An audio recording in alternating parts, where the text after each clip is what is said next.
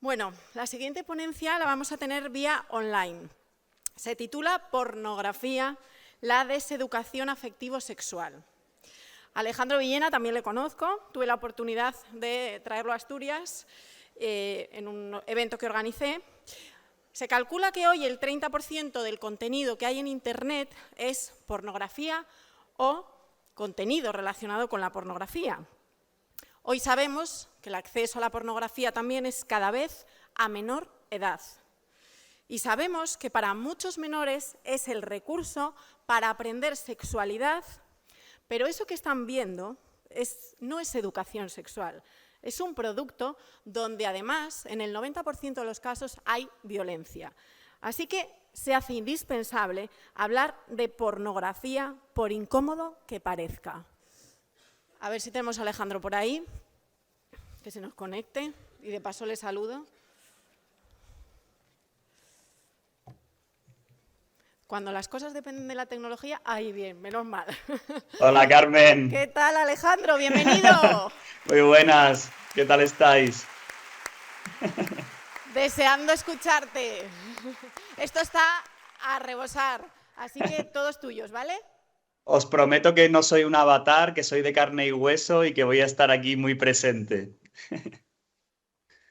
Bueno, muchas gracias. La verdad es que hablar después de Mario Alonso creo que es un reto total, pero intentaré hacerlo lo mejor posible.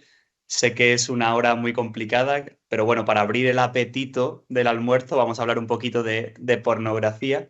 Así que nada, un millón de gracias por la invitación. Siento muchísimo no poder estar de forma presencial. No me gusta poder estar de forma virtual, pero bueno, creo que sí que podemos trabajar sobre un tema que me parece que es muy interesante. Os voy a compartir una pequeña presentación y vamos a hablar de pues, este gran tema, ¿no? El tema de la pornografía y la deseducación afectivo-sexual. Fijaos, yo creo que una de las cosas más importantes que tienen los adolescentes en su vida y que todos tenemos es el tiempo. Quizá no porque el tiempo sea valioso en sí mismo, que también, sino porque aquellas cosas que hacemos con nuestro tiempo, a lo que le dedicamos nuestro tiempo, pues hace que nos convirtamos en un determinado tipo de persona o en otros, que desarrollemos un bienestar emocional o que no. Aquello que nos va configurando la manera en la que entendemos el mundo y la manera en la que entendemos a las personas que nos rodean y a nosotros mismos, ¿no?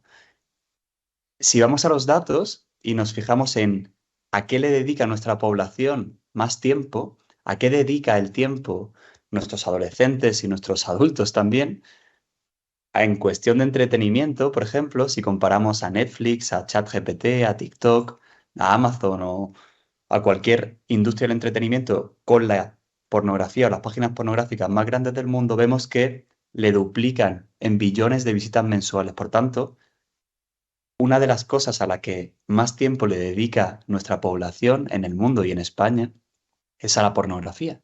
Y eso va a convertir la mirada hacia las relaciones sexuales y la mirada hacia uno mismo en una mirada pornificada, me gusta decir. Una mirada en la que entiendo que el sexo tiene que ver con yo, pero no tiene que ver con tú. Donde hay mucho yo, pero no hay un nosotros. Donde convierto el sexo en un producto en lugar de en una experiencia sexual compartida. Y esto pues tiene ciertos peligros. Claro, quizá hace años nos preocupaba lo que le pasaba a los adolescentes fuera de casa, ¿no? Yo recuerdo que mi madre siempre me decía, no salgas con ese chico del chándal, ¿no? Yo luego siempre salía con el chico del chándal. O cuidado en la puerta del colegio, que te van a dar caramelos, ¿no?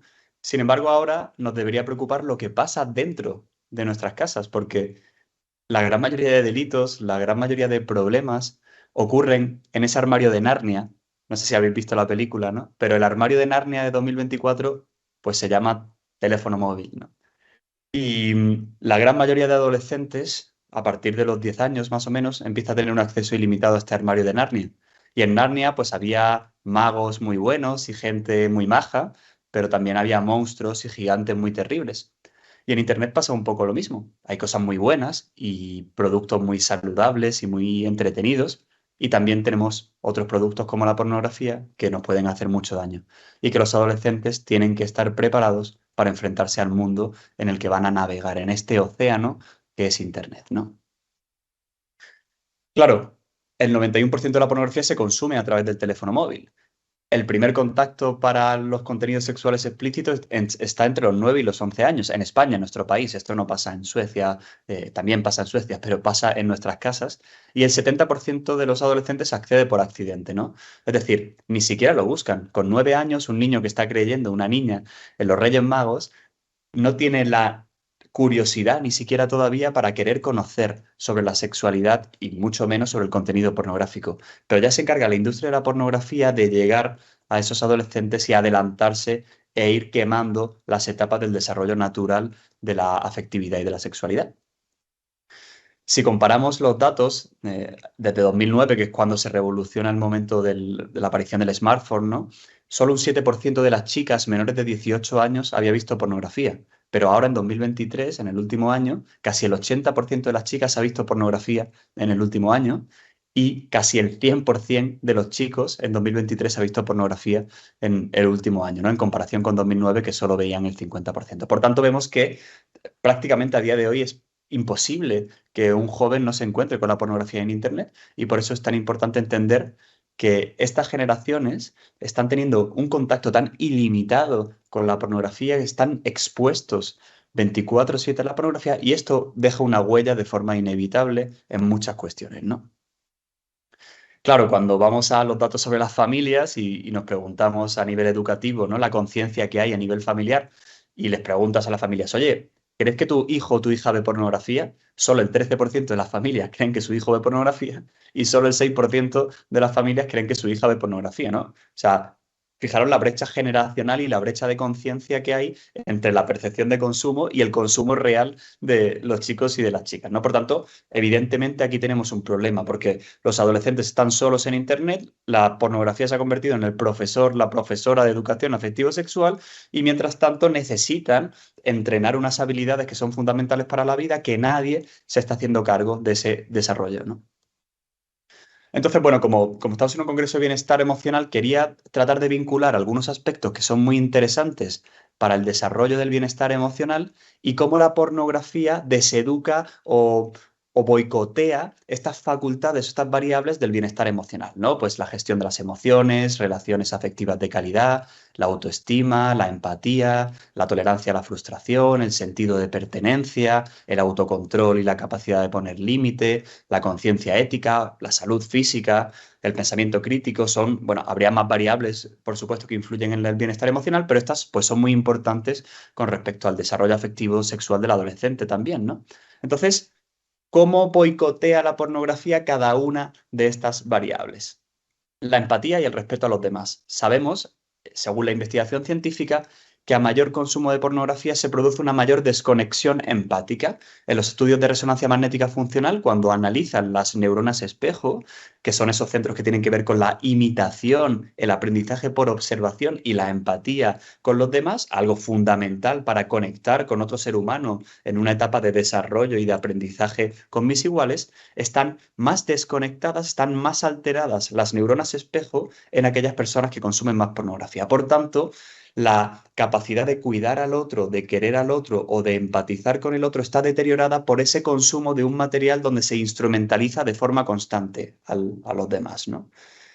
También sabemos que, según los estudios más recientes, ahora en 2024 se han publicado varios de ellos, que el consumo de la pornografía aumenta el sexismo, la violencia hacia la mujer, los estereotipos de género, aumenta la probabilidad de recibir y de ejecutar violencia. Un chico que ve pornografía tiene 2 veces más de probabilidad de ser un agresor sexual que el que no ve pornografía, y una chica que ve pornografía tiene 4 veces más de probabilidad de sufrir un abuso sexual, porque se normaliza y se erotiza tanto la violencia desde edades muy tempranas que creen que es algo deseable, normal, permisible en el caso de las mujeres y deseable para ejecutarlo en el caso de los varones, ¿no? Por tanto, hay mayores comportamientos abusivos en la pareja cuanto mayor es el consumo de la pornografía. En la pornografía la mujer siempre pierde, porque es un objeto y no es un sujeto, ¿no? En las películas de Hollywood siempre ganan los buenos, pues en las películas pornográficas la mujer siempre es la que pierde. Sabemos que la pornografía aumenta los niveles de cosificación e instrumentalización de la mujer, haciendo creer que la mujer es un sexo inferior en la sexualidad y en las relaciones sexuales y que el sexo masculino debe ser dominante. Y por tanto, replicando este machismo y estos estereotipos de género con los que llevamos tanto tiempo intentando luchar o modificar en nuestra sociedad. Si pensamos en el pensamiento crítico, que es una facultad muy importante en la adolescencia para determinar qué es bueno y qué no, para luchar contra la desinformación en un mundo donde una mentira se difunde 6 veces más rápido que una verdad y donde un reel de Instagram falso tiene un 80% más de probabilidad de compartirse que uno que es verdadero, el pensamiento crítico es fundamental. ¿Qué pasa y qué dice la ciencia que ocurre cuando se consume mucha pornografía en la adolescencia? Pues que los que consumen pornografía son más propensos a desarrollar una creencia errónea sobre la sexualidad que aquellos que no ven pornografía. Tengo un yo sexual ideal, totalmente utópico, y cuando me comparo con mi yo sexual real, tengo una desinformación muy grande, unas expectativas que necesito muy grandes, y eso me va generando unos mitos y unas creencias totalmente desajustadas sobre lo que es esperable o deseable la sexualidad. De hecho, según un estudio de las Islas Baleares, 9 de cada 10 chicos cree que el porno es fiel a la realidad.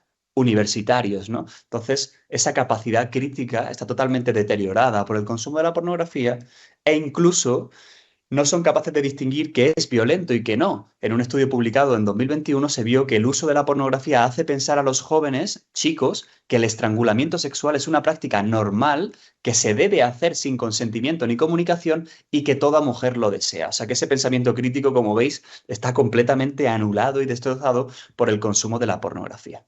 Si nos fijamos en la autoestima y el autoconcepto, que es una variable pues, también muy importante y fundamental, ¿no?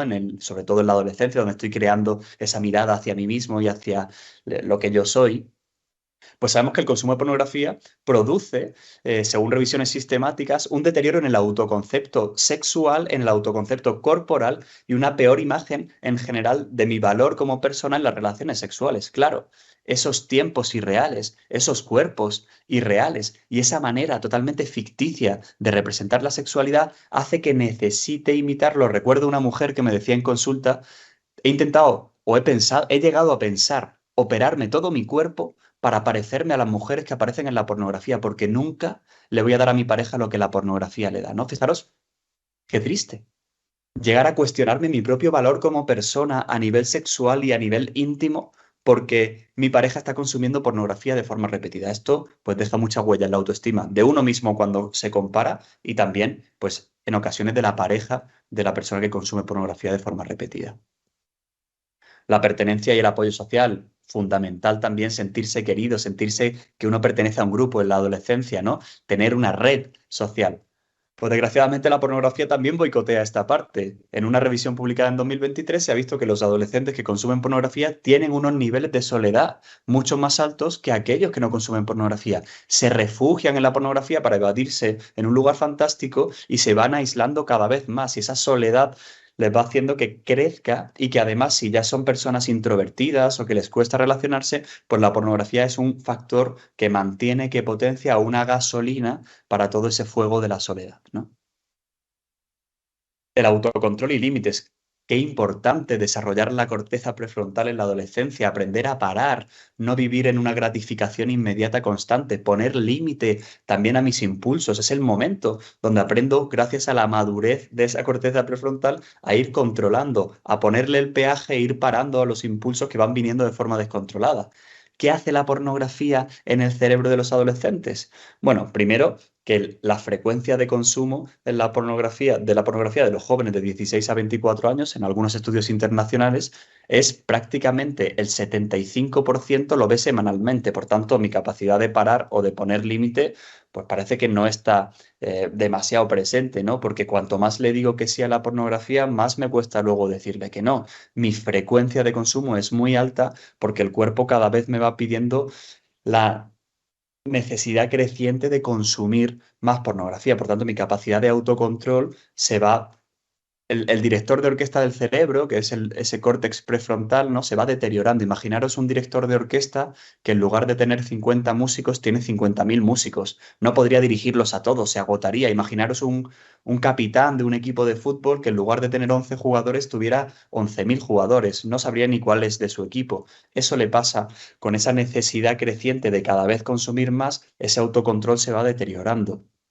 Esto lo vemos en resonancia magnética funcional. El sistema de recompensa de los sujetos que tienen un uso compulsivo de la pornografía en comparación con los sujetos sanos, esto es el primer estudio que se hizo a nivel neurobiológico de la pornografía, y se vio que la pornografía se comporta igual que la heroína, que la cocaína o que cualquier otra adicción a sustancia comportamental, hiperactivando el sistema de recompensa e impidiendo que la corteza prefrontal se desarrolle, produciendo cada vez más cantidades o cada vez más necesidad de consumir o de sentir placer. Y por tanto, haciendo que, bueno, yo digo que es una adicción mentirosa, la adicción a la pornografía, porque te promete placer, pero luego te lo va quitando y te lo va desgastando a largo plazo, ¿no? También en los estudios que se han hecho con electroencefalogramas, justo ese cerebro que veis a la izquierda del todo, que está un poquito más rojito por adelante, donde se ve la nariz, es el sobreesfuerzo que tiene que hacer la corteza prefrontal por esa hiperactivación del sistema límbico y del sistema de recompensa, en el que se va produciendo un síndrome de hipofrontalidad en los adolescentes. Es decir, tienen menos desarrollo de esas capacidades para parar, para regular, para tomar decisiones o para organizar la vida debido a esa hiperestimulación del placer que la pornografía les produce. Por tanto, les impide un desarrollo neuropsicológico y neurobiológico sano a los adolescentes, ¿no? También ocurre el efecto escalera, la tolerancia, como ocurre en cualquier adicción. Empiezo con un cigarro, pero luego necesito un paquete. Empiezo con un poquito, luego necesito cada vez más, ¿no? Esto nosotros le llamamos el efecto escalera y es la necesidad creciente de ir a más y por tanto cada vez tener menos control sobre la pornografía. Y esto pues es muy peligroso y aquí es donde empieza la adicción, como en cualquier otro adicción a la sustancia o adicción a comportamientos, ¿no? La gestión de las emociones, algo fundamental también en la adolescencia y para el bienestar emocional, por supuesto. ¿Qué pasa en los adolescentes? Esta es una poesía que me escribió un chico joven con el que trabajé en consulta y que me intentó explicar de forma poética cómo regulaba sus emociones a través de la poesía. Dice, cuando estás aburrido es tu alegría, cuando te sientes solo es tu compañía, cuando estás estresado es tu consuelo, cuando estás frustrado es tu descarga para llegar a la paz, cuando estás cansado es tu vitalidad, es la que recarga tus pilas, cuando estás herido emocionalmente es tu refugio, cuando te sientes traicionado es tu venganza. Cuando estás amargado es tu justicia. Cuando lo quieres es tu placer. Cuando te sientes rechazado es tu zona de confort. Cuando te sientes fracasado es tu éxito. Cuando triunfas es tu recompensa. Y cuando te sientes débil es tu fortaleza, ¿no? Fijaros cómo la pornografía se convirtió en un regulador disfuncional de las emociones para esta persona y necesitaba acudir a la pornografía para gestionar su mundo emocional. Por tanto, sabemos que la pornografía a nivel de gestión emocional no es una buena solución. Además, los estudios nos indican que a mayor consumo de la pornografía, peor regula las emociones en los adolescentes, más le cuesta gestionar su mundo afectivo y ese estilo de apego inseguro también se relaciona muchas veces con el consumo de la pornografía. E incluso si tengo heridas traumáticas en la infancia, pues voy a utilizar más la pornografía como un compensador de esas emociones y voy a veces replicar esos patrones traumáticos o de abuso sexual que a veces puedan ocurrir desgraciadamente y utilizar la pornografía como el compensador de esa herida o ese malestar que tengo dentro, ¿no? Las relaciones afectivas y de calidad, ¿no? Qué importante para desarrollar una mirada hacia mí mismo, para sentirme que tengo un ser humano que me da una base segura, ¿no? Para desarrollar mi apego. Pues sabemos que el consumo de la pornografía en las relaciones románticas, perdón, que me he equivocado en una letra ahí, hay un efecto muy negativo en esas relaciones afectivas. A mayor consumo de la pornografía, una aproximación más impersonal hacia el sexo, una devaluación de la intimidad y de la comunicación sexual, una brecha orgásmica y del placer entre la pareja, ¿no? Yo siento que el placer es una cosa y tú que estás pornificado sientes que es otra cosa y me intentas utilizar, ¿no? Me decía una mujer joven que su pareja, me dice, es que mi pareja se masturba conmigo, no tiene una relación sexual conmigo, ¿no? Es decir, me está utilizando para obtener placer pero no está compartiendo ni conectando a través de la mirada, el cuerpo, con mi sexualidad y con el placer recíproco de la sexualidad, ¿no? También reduce la empatía y hay más probabilidad de que haya dinámicas de poder y de control. Por tanto, a nivel de relaciones de calidad y afectivas ya vemos que nos impide desarrollarlo, ¿no? Yo por eso suelo decir que el sexo aporta, pero que el porno aparta. El porno me aparta de mí, me aparta del otro y me hace que me desconecte y viva un sexo cada vez más digital y menos humano y personal, ¿no? Y esto en un momento de desarrollo afectivo sexual donde estoy creando, donde mi disco duro de la sexualidad se está llenando de ideas, de creencias, de miradas, si lo boicoteo o si interfiere o se llena este disco duro de miradas pornificadas, pues va a producir grandes consecuencias en el desarrollo afectivo sexual también en la vida adulta de estos chicos y de estas chicas, claro. De hecho, claro, cada vez tenemos un sexo más digital. Este es el único estudio y uno de los primeros que se ha hecho en el mundo en el que se ve que la pornografía de realidad virtual, que ya es el futuro, los deepfakes, deep nudes, desnudar con inteligencia artificial, crearte un avatar a tu manera para poder tener encuentros o conversaciones sexuales con esos avatares, ¿no? Como veis, cada vez más robótico todo y cada vez menos humano. En este estudio vieron que el consumo de pornografía de realidad virtual hace o produce más insatisfacción sexual que el consumo de pornografía en ordenador, ¿no? Cuanto más estoy inmerso en ese mundo digital, pues más me cuesta luego excitarme en la vida real o disfrutar del sexo en la vida real. También la tolerancia a la frustración, ¿no? Esa capacidad de parar, esa capacidad de retrasar las gratificaciones que es fundamental en la adolescencia, que es fundamental para no dejarse llevar siempre por los impulsos y poder tolerar el malestar de no tener algo, ¿no? Claro, a nivel neuropsicológico, esta revisión sistemática demostró que cuanto mayor es el consumo de la pornografía, es una de las revisiones sistemáticas más grandes que hay en el mundo, peor es la memoria de trabajo, la atención a las tareas, la calidad del sueño y el control de los impulsos y la planificación y organización. Sobre todo nos fijamos en el control de los impulsos. Soy incapaz de retrasar la gratificación, soy incapaz de tolerar la frustración de no ver pornografía por esa necesidad que tengo y por ese deterioro a nivel neuropsicológico que se ve en la investigación científica que puede producir el consumo repetido de la pornografía. Por tanto, también a nivel de tolerancia a frustración vamos a tener un deterioro, ¿no? Y la salud física, tan importante el poder tener un bienestar físico, pues la pornografía, aunque sea algo digital y aunque tenga que ver con algo sexual, también afecta a nuestra salud sexual y a nuestra salud física. Sabemos que a nivel de conductas sexuales de riesgo, el consumo de pornografía se asocia con tener más relaciones bajo los efectos del alcohol y las drogas por esa necesidad de anestesiarme para tener sexo, porque no entreno la capacidad de conectar conmigo y conectar con el otro y necesito el alcohol o las drogas para buscar esos patrones tan agresivos o tan humillantes o tan instrumentalizadores de las personas. Y además se asocia con un uso más irresponsable del preservativo o más conductas sexuales de riesgo donde me puedo contagiar de enfermedad de transmisión sexual. El año pasado ha habido brotes de clamidia, gonorrea y sífilis en España y llevamos 25 años intentando hacer campañas de prevención en los institutos y en los colegios.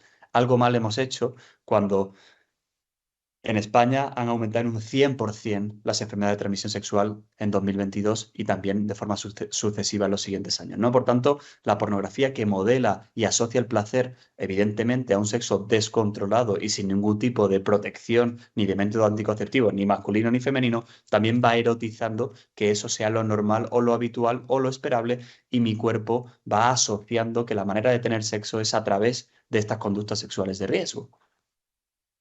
De hecho, incluso con respecto al placer físico y a mi respuesta física y fisiológica, sabemos que cuanto más puntúa un joven de 18 a 35 años en la adicción a la pornografía, mayor probabilidad tiene de sufrir disfunción eréctil. Este estudio se hizo con 3.000 jóvenes, 3.500 jóvenes casi, en una revista de urología, se publicó en 2021 y se vio esto, que hay una relación entre la disfunción eréctil y el consumo de la pornografía. Mi cuerpo, mi memoria corporal y procedimental asocia los estímulos sexuales de la pornografía a un superestímulo al que mi cuerpo no está preparado y luego no soy capaz de disfrutar o de excitarme en la vida sexual real, ¿no? Fijaros qué peligroso, ¿no? Y por último, pues tenemos también la conciencia ética, ¿no? Esa necesidad de tomar una buena decisión, de conocer lo bueno y de conocer lo que no es bueno para mí. Pero ¿cómo va a desarrollar conciencia ética un adolescente consumiendo pornografía cuando es la industria menos ética del mundo? Cuando en 2021 Trafficking Hub, un movimiento de mujeres en los Estados Unidos, descubrieron que en la plataforma más grande del mundo de pornografía el 70% de los vídeos eran vídeos ilegales de mujeres que venían de la trata, de la explotación de mujeres captadas de Sudamérica, de Centroamérica, que había vídeos subidos sin el consentimiento de muchísimas mujeres, que había menores reales que estaban captadas y obligadas a producir estos vídeos y que estaban publicados de forma gratuita y sin ningún tipo de control en estas plataformas. ¿Cómo se va a desarrollar así una conciencia ética? En fin, después de esta pequeña parte de desesperanza, pues hay muchas cosas que sí podemos hacer y creo que también tenemos que tener ilusión y esperanza que desde el ámbito educativo podemos ayudar a nuestros adolescentes a crecer, desde el ámbito familiar, por supuesto, y también desde el ámbito de la escuela. Ahora mismo se está desarrollando una ley de protección pues, integral para los menores. Yo estoy participando en un grupo de expertos en un comité que se ha forjado en el gobierno para asesorar al gobierno y hacer un informe técnico con una propuesta de medidas. Entonces, bueno, voy a transmitiros algunas de las ideas que creo que sí que podemos hacer para mejorar esto, ¿no? Lo primero es saber cuáles son las señales de alerta. La pornografía es una adicción muy silenciosa y es muy difícil y porque no tiene, pues como el cannabis que se te ponen los ojos rojos, como el tabaco que huele o como el alcohol que te cambia el comportamiento, en la pornografía es más difícil de verlo. Sí que tenemos algunas señales de alerta que yo divido en las 3 Ps: persona, pantallas y pornografía, ¿no? Por tanto, conocer estas señales tanto en la familia como en el colegio, pues será muy interesante. Si la persona pues está más irritable, tiene cambios en el estado de ánimo, tiende al aislamiento, a la soledad, como hemos visto, está disminuyendo su red de amigos, ya no hace tantas actividades al aire libre y se queda más tiempo en casa. También está como somnoliento, se duerme en clase e incluso a veces disminuyen hasta 1,5 puntos por debajo de la nota media que solían tener en su rendimiento académico, está más impulsivo, tiene otras adicciones porque también a veces hay mucha comorbilidad. Respecto a las pantallas, suelen sobreproteger mucho la tecnología, tienen mucho miedo a que vean qué está pasando ahí, te desafían si se la quitas, pasan mucho tiempo en sitios privados el móvil como en el cuarto de baño o en su cuarto a solas, miente, oculta o esconde, ¿no? Esto es muy típico de las adicciones y depende excesivamente de esas pantallas. Con respecto a la sexualidad o la pornografía, también vemos que hay un lenguaje muy sexualizado. En un extremo a veces llegan a tener conductas sexuales explícitas que no son apropiadas para su edad, o unas ideas o un lenguaje. Recuerdo en un taller en primaria en Barcelona hace unos años, en el que yo les ponía a los adolescentes, bueno, preadolescentes de 11 años, una tabla en la que les enseñaba que la sexualidad era una cosa y la pornografía otra, ¿no? Y les decía, la sexualidad es algo íntimo, la pornografía es algo público. Recuerdo que levantó la mano un chico de 11 años y me preguntó, oye Alejandro, ¿hacerme un trío es algo público o es algo íntimo? Claro, ¿qué hace un niño de 11 años preguntándome por un trío, ¿no? Quizá el de 16 puede colar, pero un niño de 11 años evidentemente ya estaba pornificado y tenía un lenguaje muy sexualizado, ¿no? Por tanto, bueno, se suelen tomar a la defensiva estos temas de sexualidad, te puede llegar a confesar que puede no pararlo, que tiene mucha vergüenza, culpa o incluso a veces tiene conductas o comportamientos machistas y denigrantes que replica de la propia pornografía, ¿no?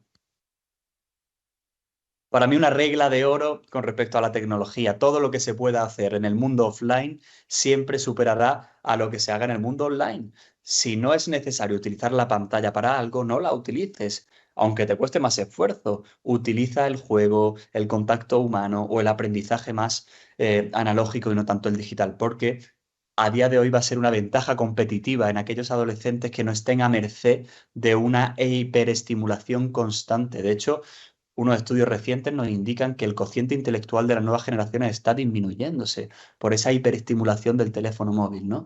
Miramos el móvil de media unas 100 veces al día. ¿Y cuántas veces nos paramos a mirar nuestro mundo interno, a preguntarnos cómo estamos, a gestionar nuestras propias emociones? ¿Cuántas veces le has preguntado hoy a la persona que tienes al lado cómo está, cómo se encuentra, o le has dicho que le quieres, ¿no? Bueno, necesitamos más lo humano y menos lo digital, aunque también vivimos en un mundo digital que gracias a eso pues estoy hoy aquí con toda la audiencia y tenemos que ir, bueno, pues haciendo un baile interesante entre educar y también ir limitando y compensando con otras habilidades que no podemos perder, como las emocionales o las humanas, ¿no? Hay una viñeta de Flavita Banana que me gusta mucho, ¿no? Que es esta, dice, ¿cómo hace para que el suyo lea, ¿no? Pues evidentemente, dando ejemplo, siendo un buen modelo. Si yo soy una madre de familia y estoy todo el rato con el teléfono móvil, pues mi hijo lo va a imitar. Si yo soy un padre de familia y le digo a mi hijo que no pueda coger el móvil en la mesa, pero yo estoy con mi teléfono móvil, pues se va a empapar de eso y va a repetir esa conducta o no va a confiar en que ese límite que me estás poniendo va a ser un límite adecuado o que esa norma es buena también para mí porque tú no estás dando ejemplo, ¿no? Hay una frase de un catedrático que me gusta mucho que dice que las familias tontas dan teléfonos inteligentes a sus hijos y que las familias inteligentes dan teléfonos tontos a sus hijos, ¿no? Entonces, bueno, si vamos a darle internet o vamos a darle su primer teléfono, por lo menos vamos a armarles para que tengan un plan, para que sepan parar. Yo me inventé estas 4 palabras para explicarles a los más pequeños, sobre todo, que cuando se encuentren pornografía en internet, una imagen mala, algo que les dé miedo, que les genere vergüenza o que les genere una sensación de estar haciendo algo malo, se acuerden siempre de este plan. Para, P, de parar la conducta y dejar de verlo. La A de pedir ayuda a un adulto de confianza, la R de respirar, porque seguro que has sentido un montón de emociones desagradables y tienes que soltarlas, y la A de seguir adelante. Ya puedes, como un semáforo en verde, seguir adelante. Con estas 4 letras, yo lo enseño en los talleres de primaria de prevención que doy en las escuelas y se queda muy bien con una idea de decir, oye, tengo una herramienta para saber qué hacer cuando me encuentre la pornografía en Internet. También puedo aplicarlo a otro tipo de contenidos violentos o de otras cuestiones que puedan ser no apropiados para su edad, ¿no? Si le voy a dar su primer móvil, hacer mínimo un contrato, que todo sea progresivo. Yo recuerdo que cuando tenía 12 años empecé ya a poder ir pues, a una zona de Málaga donde íbamos todos los amigos sin supervisión de mi familia, ¿no? Y si luego era pues prudente con la hora y cumplía con la hora con la que llegaba a mi casa en el autobús, pues poco a poco me fueron soltando la cuerda y me iban dejando volver a las 12, luego a la 1, luego ya en verano salía hasta un poco más tarde. Pues en Internet tenemos que hacer lo mismo, un acompañamiento progresivo para que vayan desarrollando esa autonomía, les vayamos poniendo límites y también vayamos viendo si podemos confiar en los adolescentes, ¿no? Por tanto, un contrato donde ponga su nombre, donde elija qué usa y qué no usa, qué puede descargar y qué no puede descargar, limitar el tiempo si es entre semana o si es en fin de semana o si es época de exámenes o no. Todo esto nos ayudará a tener unas normas claras en casa, ¿no? También cada colegio tiene que tener unas normas con respecto a la tecnología, ¿no? Hace poco fui a un colegio en Valencia en el que para cuando llegaban al colegio, pues se metía dentro de una caja de seguridad con una llave que se quedaba el profesor, los teléfonos móviles y al final del día se devolvía, ¿no? Esto, bueno, es un tema que está sobre la mesa, pero tenemos que tener una norma sobre la tecnología. Pero por supuesto acompañarles para que tomen conciencia, que ayudarle a que elijan lo bueno. ¿Ponerle un filtro para que no acceda a la pornografía? Pues a edades muy tempranas está bien, pero el filtro de verdad hay que ponérselo en la cabeza y en el corazón para que aprendan a elegir lo bueno, a descartar lo malo, para que sepan enfrentarse a la vida, que al final es lo que va a pasar cuando nosotros no estemos, que van a estar en Internet o en la relación con sus iguales y van a tener que ser capaces de elegir buenas y de tomar buenas decisiones. También necesitarán equivocarse, ¿no? Entonces, bueno, primero hay que mirarnos a veces a nosotros, porque este tema de la sexualidad a veces es un tema tabú, venimos de una generación que está un poco en pañales dentro de la sexualidad, que no ha hablado nunca sobre estos temas, entonces hay que formarse mucho, hay que aprender mucho y es una suerte pues que se organicen este tipo de congresos para poder tener primero una mirada interna. ¿Cuál es mi relación con la sexualidad?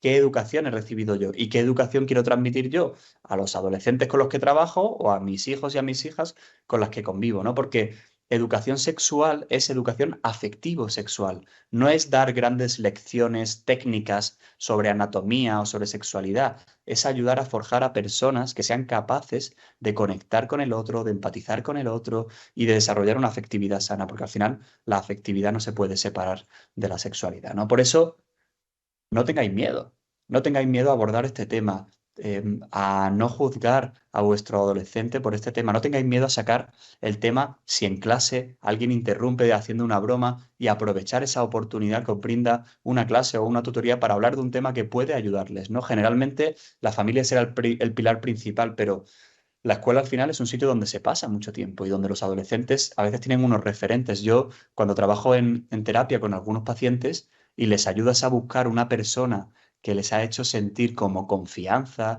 y una mirada fuerte y de capacidad, muchas veces aparece un profesor o una profesora. Por tanto, soy figuras también, los profesores, muy importantes para ser un modelo en muchas otras cosas, ¿no? Aunque sé que es un tema pues complicado y delicado a veces de tratar. También a veces habrá que escuchar y preguntarle al adolescente, ¿no? Oye, ¿y tú qué opinas de esto? ¿A ti qué te parece toda esta cosa, ¿no? De pronto, ayer me contaba una madre que su hija de 8 años le había preguntado qué era follar, ¿no? Claro, dice, ostras, a ver cómo le respondo a esto. En mi familia pasó una cosa muy graciosa. Estaba mi abuela cociendo unos huevos un día y no sé si el que haya cocido unos huevos alguna vez sabe que si se rompe un poquito el huevo, se queda como un hilillo blanco ahí en la olla, ¿no? Y mi prima de 8 años estaba ahí viendo a mi abuela cociendo el huevo y le preguntó, abuela, ¿eso es el semen? Claro, imaginaros, mi abuela que tiene 96 años old school total, estaba loca perdida diciendo, ¿qué hago con esta niña? Y le preguntó, hija, ¿pero por qué me preguntas eso? Y mi prima le dijo, bueno, abuela, es que a mí me han dicho que el semen sale de los huevos. Espero que os estéis riendo porque como no veo el escenario, espero que esté siendo divertido, porque si no, bueno, en realidad como luego me voy a desconectar no va a pasar nada. Pero bueno, fijaros, hay que escuchar también porque los adolescentes tienen curiosidad sexual, quieren aprender de la vida y quieren aprender también de la sexualidad y qué mejor modelo que nosotros para poder acompañarles y guiarles en este proceso. Si no lo hacemos nosotros, será la pornografía, será en el patio del recreo quien le enseñe no sé qué, así que mejor que nosotros, adultos, seamos los referentes de confianza para esta educación afectivo-sexual, ¿no? Bueno, yo os animo a no ser un extraterrestre y a intentar utilizar sus recursos, meternos dentro de plataformas que sepamos que pueden transmitir buenos mensajes, utilizar las canciones de reguetón y proponer canciones nuevas, más interesantes, utilizar los momentos en el que vamos en el coche, en el que no nos estamos mirando cara a cara y es mucho más fácil hablar de sexualidad porque así genera menos vergüenza y son trayectos largos, buscar a youtubers que hablen de la adicción a la pornografía, que hay un montón de youtubers que tienen una mirada en contra de la pornografía y pueden ser referentes quizá para estos chicos y estas chicas y será más fácil entrarles que con una gran conversación, que con una clase magistral aburrida, ¿no? Siempre intentar hacerlo de forma más natural, en el día a día, de forma cotidiana. No es una gran conversación, sino que son pequeños mensajes que yo voy transmitiendo a lo largo del día y utilizando pues las oportunidades que te dé la vida, una canción, una noticia, un problema que ha salido en el telediario de agresión sexual, todos esos momentos que nos brinda la vida son grandes oportunidades para la educación afectivo-sexual, ¿no? Hay que trabajar mucho la dimensión social, ¿no? Y a veces hay chicos y chicas que son muy introvertidos, que tienen, como hemos dicho antes, más necesidad de acudir a la pornografía. Por tanto, entrenar una red social de apoyo sano, apuntarles a deportes en equipo, que se apunten a teatro para entrenar sus habilidades sociales, que, bueno, que tengan un grupo de referencia y que hagan más actividades con personas y no tanto, pues a través de las pantallas, siempre va a ser una gran vacuna para prevenir problemáticas de sexualidad y en concreto con este uso de la pornografía, ¿no? Trabajar la autoestima y la asertividad, ayudarles a desarrollar una mirada sana hacia sí mismos, a que pongan límites, a que sean capaces de decir que no a cosas que aparezcan en Internet, que estén armados para cuando alguien les diga algo, les enseñe algo o ellos mismos se encuentren con algo que consideren que no es apropiado, sepan descartarlo y elegir lo bueno, ¿no? Al final es ser una figura que está presente, ser una figura de confianza a la que se pueda acudir y pedir ayuda. Tanto profesores y profesoras como padres y madres sois figuras de referencia. Esta foto se la pedí a ChatGPT y le dije, hazme una foto de la importancia de la figura del profesor a nivel emocional en el alumnado, ¿no? Y me hizo esta foto que es así como muy bonita. Y bueno, creo que representa la importancia de las figuras de apego y de las figuras de referencia para ayudarles a desarrollarse también en la afectividad y la sexualidad, ¿no? Pasar tiempo, estar disponible, pero que no es solo la cantidad de tiempo, también es la calidad de ese tiempo. Si yo estoy paseando, y me voy al parque con mi hijo, pero yo estoy con el teléfono móvil, no es un tiempo de calidad. Ese tiempo no es un tiempo en el que realmente estoy ayudando a la otra persona a sentirse querida o seguro. Vamos a intentar borrar las notificaciones y estar más presente a las notificaciones de nuestro hijo, a las notificaciones emocionales de sus ojos, de su mirada, de su boca, de lo que nos quiere decir, porque nunca va a sustituir el teléfono móvil a la calidad humana de la persona de referencia, ¿no? Yo le llamo el sexo altamente sensible, porque para mí la educación afectivo-sexual, como os digo, no tiene que ver con técnicas, con posturas sexuales o con anatomía, tiene que ver con entrenar la sensibilidad de comprender al otro, de empatizar con el otro, la ternura, el cariño, la afectividad, la capacidad de respetarte, la capacidad de comunicarme contigo, de ponerte límites, de valorarme a mí mismo y tener una autoestima. Eso es el sexo altamente sensible y esta para mí es la mejor vacuna que puede existir para este mundo tan pornificado en el que vivimos, ¿no? La ciencia también nos da esperanza. Los datos nos dicen que cuanto mayor es el soporte familiar y cuanto más hablamos de sexualidad, más podemos prevenir esa asociación entre la pornografía y la violencia y no vamos a fomentar conductas negativas o vamos a despertar curiosidad, sino que le vamos a dar una herramienta para poder enfrentarse a ese mundo tan complejo y para poder desarrollar una afectividad y sexualidad sana. Así que quedaros con esto, cuanto más entrenéis esta educación afectivo-sexual, más vamos a poder acompañar a nuestros adolescentes. Como decía, hemos hecho una propuesta de pacto de Estado que ya está sobre la mesa en el Gobierno, en el Ministerio de Juventud e Infancia, y hemos, bueno, tenido la suerte de formar parte de este comité de 50 expertos que están asesorando al Gobierno. Esperamos que no solo para la pornografía, sino para también grandes retos que hay en la tecnología en Internet y que pensamos que vamos a poder, pues, conseguir aportar medidas interesantes para llevar a cabo y para proteger el acceso tan ilimitado que a día de hoy tenemos para los adolescentes a estos contenidos indeseados y a otras herramientas o redes sociales para los que no están preparados realmente nuestros adolescentes, ¿no? Por supuesto, todos los secretos que no os he contado en esta sesión están en este libro. Os lo pongo súper fácil, un código QR. La pantalla que tenéis ahí veo que es enorme, así que seguro que vuestro móvil lo coge fenomenal. Y si os interesa, pues lo tenéis baratísimo. De hecho, lo tengo aquí detrás el libro, ¿por qué no? Y es un libro, pues, para prevenir y para ayudar en la adicción a la pornografía, muy enfocado en la adolescencia. Tiene pautas para el ámbito educativo, también para el ámbito familiar y también incluso para el ámbito psicológico. Si os interesa, ya fuera de bromas, ahí tenéis mucha información sobre el tema. Si no compráis el libro, por lo menos seguirme en Instagram, que es gratis y no cuesta nada. A poco que me sigáis, las 300 o 500 personas que estáis ahí, oye, pues yo que tengo muy pocos seguidores, solo 22.000, soy un humilde creador de contenido, no como los grandes que estáis allí y que habéis estado desde el día de ayer y el día de hoy. Así que bueno, esto es gratis y no tenéis excusa. Así que, bueno, Alejandro, lo importante no es la cantidad, sino la calidad. eso es cierto. Ahí Muchas lo dejo. gracias. Se Muchas gracias. ríen, que lo sepas, y están aplaudiendo. Gracias, gracias, muchas gracias. Gracias, gracias. Nada, así Muchísimas.